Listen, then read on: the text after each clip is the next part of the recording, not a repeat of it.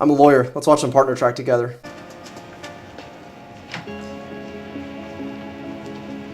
Oh my God. Oh God. A client? Even I haven't gone there. Although to be fair, our client's not high. He's lucky he hasn't been disbarred. You should not have sex with your client if you're a lawyer. Over 30 states and the American Bar Association have explicitly said that this is unethical and should be avoided. No, no, no. Hey. We banged into Canoe at the retreat. It'll never happen again. What do we need to sign? You did the responsible thing by alerting me. I'll send each of you the paperwork. Please be sure to indicate that it was in fact consensual and let me know if the relationship status changes.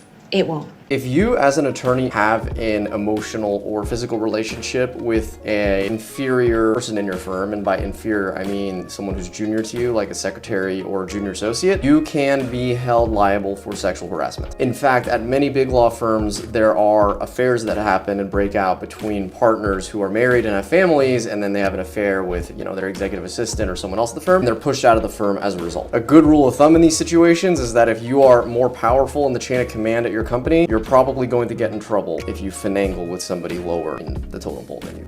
No, no, no. I haven't flown commercial in decades. It was tragic. I'm so sorry. Shall we get started? They've been together for 25 years.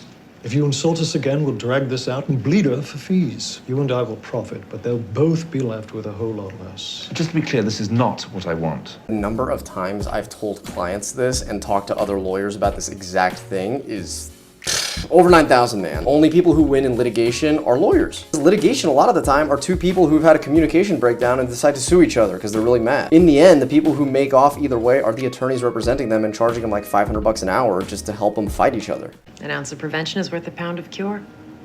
But we want to make sure that you don't have any conflicts of interest with any other clients in the firm. We do work with clients in the green tech sector. If that's an area in which you're looking for representation, we'd be happy to collect more information and run a conflict check on our end. So when you take on a client as an attorney, you have an ethical duty to represent them. Part of that ethical duty encompasses the fact that you cannot represent somebody that is adverse to that client's interests because that would be a conflict of interest. And when I say adverse, I don't mean like economically. So let's say two companies have the same product that they're selling in the same marketplace. You can represent both. There's nothing wrong with that. What I mean are adverse legal interests. AKA, one party is suing the other party, you can't represent both parties in that lawsuit. One party wants to buy the other party, you can't represent both parties in that M&A transaction. So anytime a new client is brought to a law firm, there is usually a conflicts department that will run a bunch of checks on the thousands of open matters and the hundreds of clients to ensure that the firm can actually ethically take on that client without creating a conflict of interest in the firm. To be continued. Like and follow for more.